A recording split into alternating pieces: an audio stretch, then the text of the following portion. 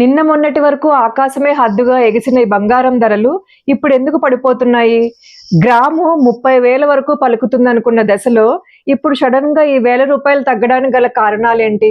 Trump తీసుకున్న ఆ ఒక్క నిర్ణయమే మన బంగారం వెండి ధరల పతనానికి కారణమా? అమెరికాలో జరిగిన ఈ మార్పులు మన జేబుల్ని ఎలా ప్రభావితం చేస్తున్నాయి?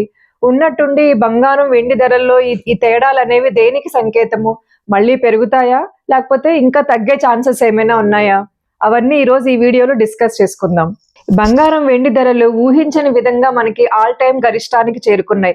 ఒక దశలో తులం బంగారం అంటే స్వచ్ఛమైన బంగారం ధర 3 లక్షలకు వెళ్తుంది అన్నారు.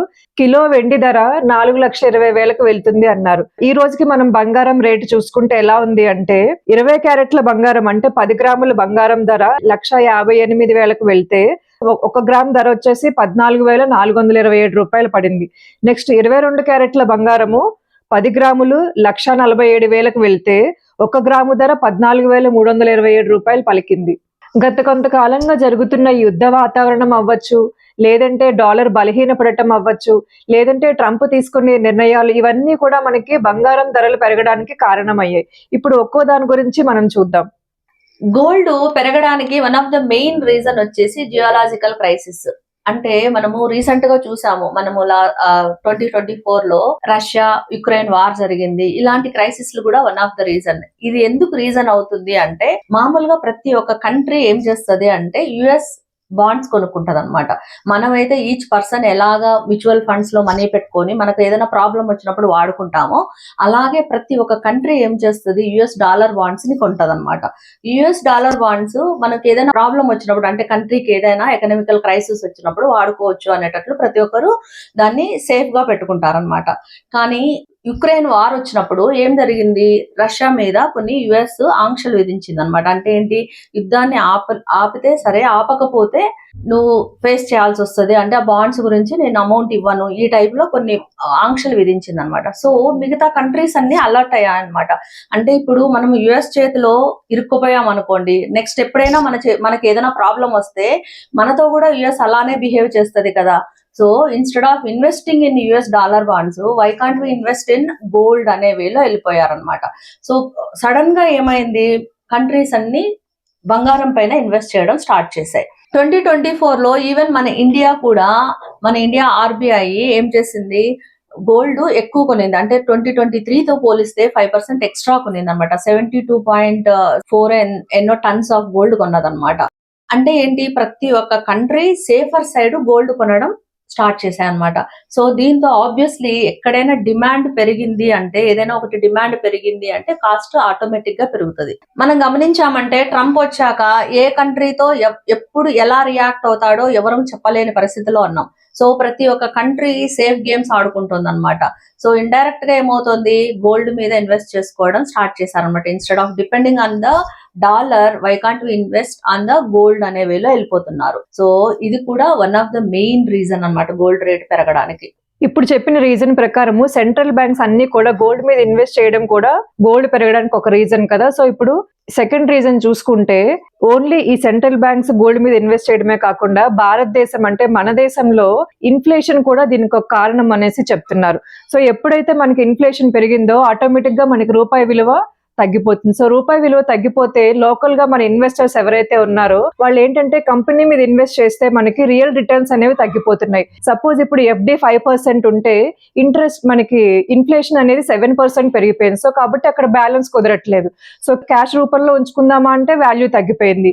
ఇక్కడ రియల్ రిటర్న్స్ కూడా తగ్గిపోయాయి. కాబట్టి మన లోకల్ గా ఇన్వెస్టర్స్ ఎవరైతే ఉన్నారో వాళ్ళు కంపెనీలో ఇన్వెస్ట్ చేయడానికంటే కూడా సేఫ్ సైడ్ గా గోల్డ్ మీద ఇన్వెస్ట్ చేయడం అనేది స్టార్ట్ చేశారు. ఇన్వెస్టర్లు కూడా ఈ విధంగా ఆలోచించడం వల్ల గోల్డ్ రేట్ అనేది పెరిగింది. సో డిమాండ్ పెరిగింది కాబట్టి ఆటోమేటిక్ గా గోల్డ్ రేట్ కూడా పెరిగింది. ఇంకొక రీజన్ ఏంటి, యుఎస్ ట్రంప్ వచ్చాక ఎలాంటి పరిస్థితి వచ్చింది, ఇంట్రెస్ట్ రేట్స్ తగ్గించాడు. సో ఇంట్రెస్ట్ రేట్స్ తగ్గించడం అంటే ఏంటి, మనం ఆల్రెడీ చెప్పాం కదా, ప్రతి ఒక్క కంట్రీ ఏం చేస్తుంది, యుఎస్ డాలర్ బాండ్స్ తీసుకుంటుంది. ఇప్పుడు దాని మీద ఇంట్రెస్ట్ తగ్గిస్తే మనకేమొస్తుంది, ఇప్పుడు ఫర్ ఎగ్జాంపుల్ మనమే మ్యూచువల్ ఫండ్స్ తీసుకున్నాము, మ్యూచువల్ ఫండ్స్ పైన పెద్దగా ఇంట్రెస్ట్ రేట్ లేదు అంటే మనం తీసుకున్నది వేస్ట్ కదా. మనకంటే మనం పెట్టిన అమౌంటే మనకే వస్తుంది అంటే మనం ఇన్వెస్ట్ చేస్తామా, చెయ్యం కదా. సో ఇప్పుడు ఎలా ఉందంటే పరిస్థితి, ట్రంప్ వచ్చాక ఆయన ఎప్పుడు ఎలా డిసైడ్ అవుతాడో ఎవ్వరి చేతిలో లేదు. సో కాబట్టి రాను కంట్రీస్ కన్నిటికి ఏమవుతోంది, ఈ డాలర్ పైన డిపెండ్ అయ్యి ఈ ట్రంప్ చేతిలో మనము పిచ్చోడి చేతిలో రాయిలాగా మనం వాడికి భయపడే కంటే మనం గోల్డ్ పైన అంటే ఆల్టర్నేట్ చూసుకుందాము అనే వేలో గోల్డ్ మీద టర్న్ అయిపోయారనమాట. సో ఆబ్వియస్లీ ఏమైంది, గోల్డ్ డిమాండ్ పెరిగిపోయి దాని కాస్ట్ పెరిగిపోతుంది.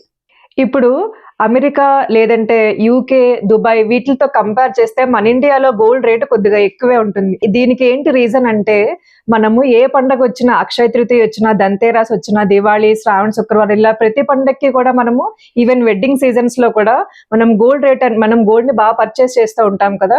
సో ఇది కూడా వన్ ఆఫ్ ద రీజన్ మన ఇండియాలో గోల్డ్ రేటు కొద్దిగా పెరగడానికి.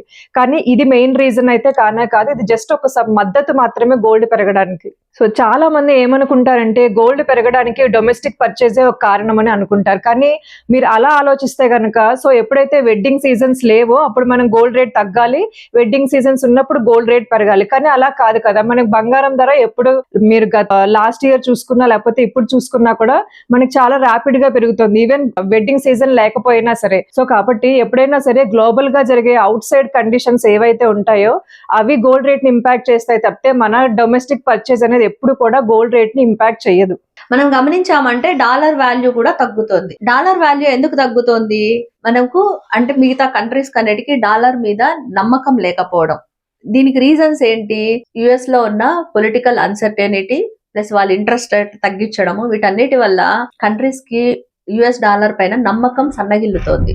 సో దానిపైన నమ్మకం లేదు, ఇన్వెస్ట్మెంట్లు వేరే చోటకి టర్న్ అవుతున్నాయి అన్నప్పుడు ఆటోమేటిక్ గా దాని వాల్యూ తగ్గిపోతుంది. మనం ఎప్పుడైనా హిస్టరీలో గుర్తుపెట్టుకుంటే డాలర్ వాల్యూ తగ్గింది అంటే గోల్డ్ రేటు పెరుగుతుంది. సో ఇది కూడా ఒక రీజన్ గోల్డ్ రేట్ పెరగడానికి. ఇప్పటిదాకా గోల్డ్ పెరగడానికి గల కారణాలు చూసాం కదా. సో గోల్డ్ ఇప్పుడు ఎందుకు తగ్గుతుంది అంటే, ఈ ట్రంప్ ఫెడ్ చైర్మన్ పర్సన్ గా కెవిన్ వార్షన్ నామినేట్ చేశారు. సో ఈయన ఎటువంటి ఐడియాలజీ ఉన్న వ్యక్తి అంటే, ఎఫ్డి ఇంట్రెస్ట్ రేట్లు పెంచి మళ్ళీ డాలర్ వాల్యూని స్టేబుల్ చేద్దామని చూస్తున్నారు. ఈ న్యూస్ ఎప్పుడైతే వచ్చిందో మళ్ళీ ఇన్వెస్టర్లు అందరూ కూడా బాండ్స్ మీద ఇన్వెస్ట్ చేయడానికి ఆసక్తి చూపిస్తున్నారు. సో ఆటోమేటిక్ గా గోల్డ్ డిమాండ్ అనేది తగ్గింది కాబట్టి ఆటోమేటిక్ గా గోల్డ్ రేట్ అనేది ఇప్పుడు తగ్గుతుంది. ఇప్పుడు గోల్డ్ పెరగడానికి తగ్గడానికి రీజన్స్ చూసాం కదా. నిపుణులు ఏం చెప్తున్నారు అంటే, ఈవెన్ దో మనకి ఇన్ని రీజన్స్ అంటే డాలర్ వాల్యూ పెరిగినా తగ్గినా, లేకపోతే ఇన్ఫ్లేషన్స్ వల్ల అవ్వచ్చు, లేకపోతే ఈ బాండ్స్ అవ్వచ్చు, వీటి వల్ల మనం గోల్డ్ తగ్గుతుందా పెరుగుతుందా అని కొంతవరకు ప్రెడిక్ట్ చేయగలం. కానీ బియాండ్ వీటికి మించి కూడా మనకి ఒక్కొక్కసారి గోల్డ్ రేట్ పెరుగుతూ ఉంటుంది, తగ్గుతూ ఉంటుంది. వీటికి గల కారణాలని ఎవరు ప్రెడిక్ట్ చేయలేము అనేసి చెప్తున్నారు.